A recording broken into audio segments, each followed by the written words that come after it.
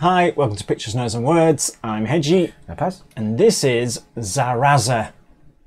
Unless I'm saying it wrong, in which case this is somebody else, because I'm good at mangling names. But it looks like ZaRRaZa to me. Song called Shadows. About a year old, got an album out called Necro Shiva.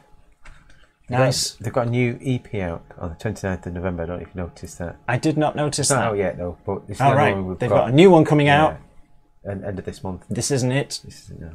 So this is the, just to see if you want to look at that. And they're from Kazakhstan. The debut Kazakhstan. I think it must be. If we've done anyone else from Kazakhstan already, I apologise, but I'm pretty sure we haven't. And they do say in their biography, Kazakhstan may be the wrong part of the planet to play extreme metal. Probably. But ZaRRaZa aren't the kind of band to let a little thing like geography So apparently ZaRRaZa means an infection or unbearable person in Russian. So, yeah. Check out their Facebook if you want to see their biography. I don't think we should read it all out. But, yeah, their genre is, according to them, thrash metal, death metal, groove metal. Let's just go, shall we? Let's see what we get. Yeah. Short intros are the future. Yeah. So here we go. Shadows by ZaRRaZa. He says, looking for the right button. As usual.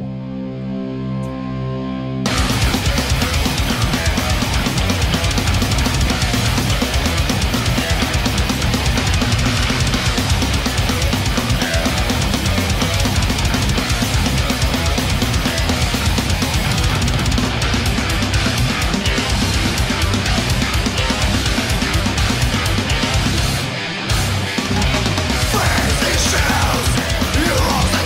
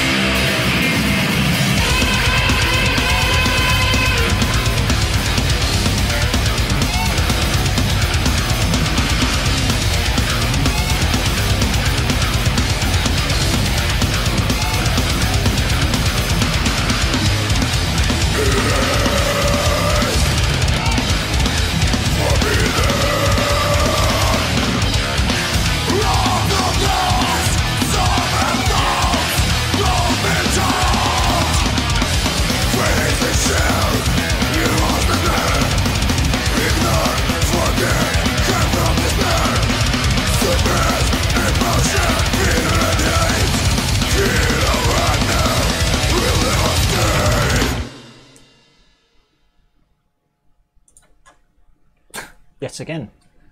Take that. We seem to be on a run of sort of brutal thrash. Yeah, being pummeled here. And I love it. There must be a metal music scene, because 5-3, however many people there were, random people didn't suddenly get together and learn to play like that, did they? No. You know, there must be a metal scene there, but I'm just unaware of it, I guess. And they said that they're not going to let geography stop them, and why should it? Because I thought that was really good. That thoroughly enjoyed that, and some of the breaks, not just the breakdowns, but some of the stuff in the middle of the, like after the verse, they'll stop and do something else, or they'll have a bit of a fill. It's all well crafted songwriting there that just mixes it up and not just the same thing. It's well written. You had the machine head harmonic. A little bit of that, yeah. That breakdown was ace. Love that. I know he played his solo, and then he just played a little something else at the end. I thought he was going to carry on. Yeah. I was like, yeah, carry on. Yeah.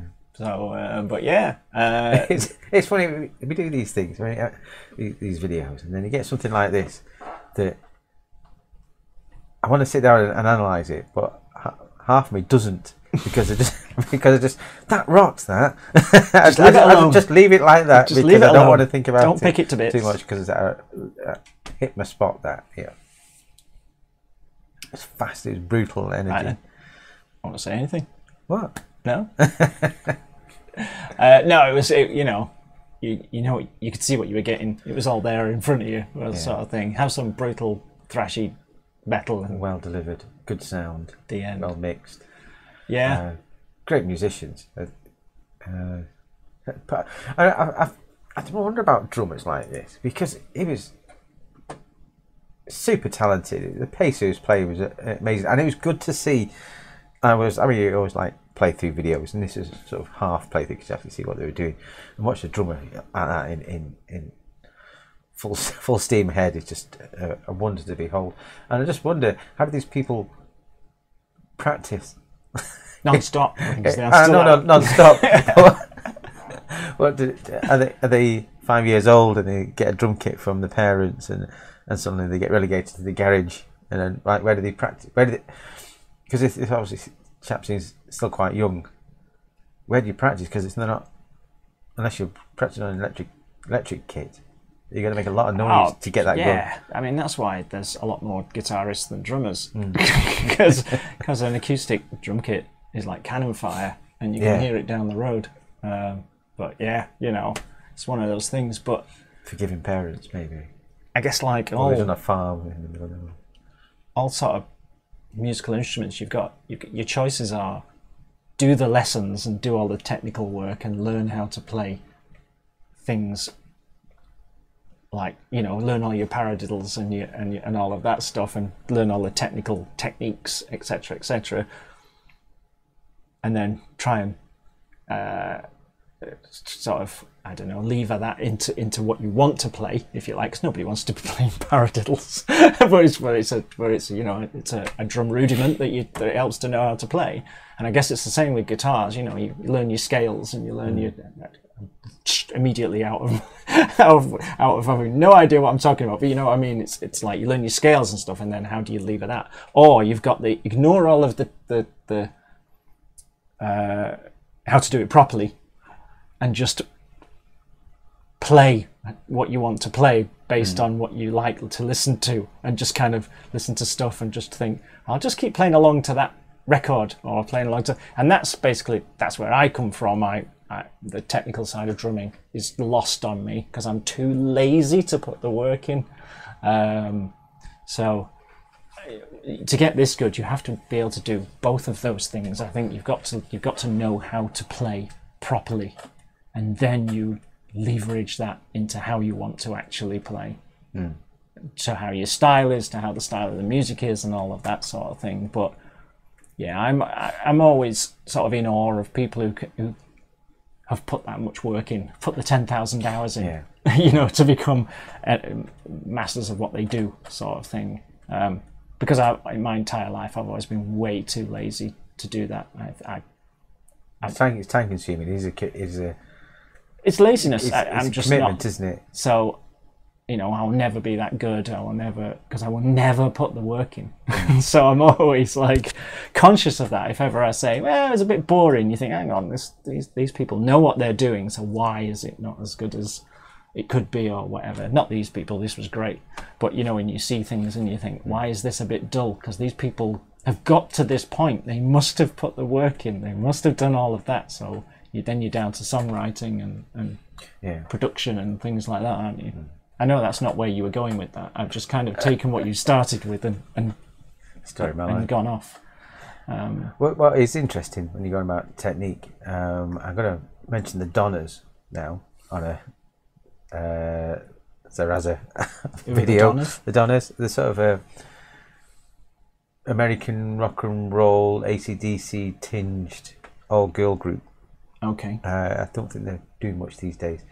But I'm mentioning them because the drummer, she was a bit of a live wire. She never had any lessons apparently, and she really drove the band for a number of years. You know, she's so much energy.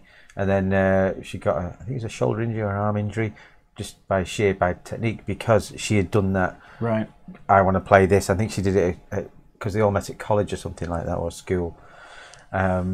And that's where they started. So that's when she started playing the drums, and just played what she wanted to do, which is sort of this heavy rock and roll music. And now she can't do it anymore because her technique wasn't right. Yeah. So I think it's a lesson: is learn the tools that you need and technique wise. If you get good at something and you're playing it properly, it takes less effort. I mean, you know that. If you're on fire when you're playing, it becomes easier, doesn't it? It's like you've got more time to do stuff. You're not struggling. You're not. But if you're pushing it all of the time because you don't have that proper technique, then a drummer like this is an athlete. You know, the amount of energy and the amount that he's getting through, and the amount of work he's getting through, the guy's an athlete. So if he keeps doing it wrong, eventually it's going to wear out a bit of you. Like athletes get injuries all of the time. It's the same sort of thing when at this. Metals are very demanding.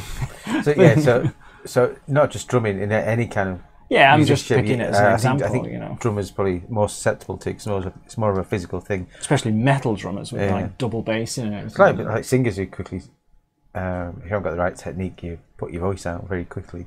So you need to have the technique to be able to avoid those pitfalls, and then adapt it to the music you want to play. When I first learned to play double bass, my legs would be going like pistons, and I would literally be out of breath. And then you learn, hang on a minute, you don't need to do that. There are techniques to playing double bass that mean you'll use far less effort, and that's me who's not that good. So these people who are, you listen to someone playing really fast and you think, wow, how can you do that for a gig? It's because 1, they've put the work in, 2, they're super fit, but 3, they've got technique that just saves them a ton of energy and so on and so forth. And I don't know where we were going with this. So, well, again, it's like one arm away. You get a band here that puts you on sends you off thinking about how constructing it. Yeah, because it was impressive. Yeah, one arm away. Wow, remember that was really good. Yeah, look up One Arm Away if you got this far. We've got a video of it somewhere. That was great. I think that's our first really good from Kazakhstan. Yes, but there must be a metal scene, mustn't there? Because those guys didn't. Yeah, don't get full random people. I mean, just go. Almaty is a huge place. Is it? Yeah. Have you been? No. Oh, I know someone who lives there. Of course you do. Right. On that note, we'll see you soon. See you now. Bye bye.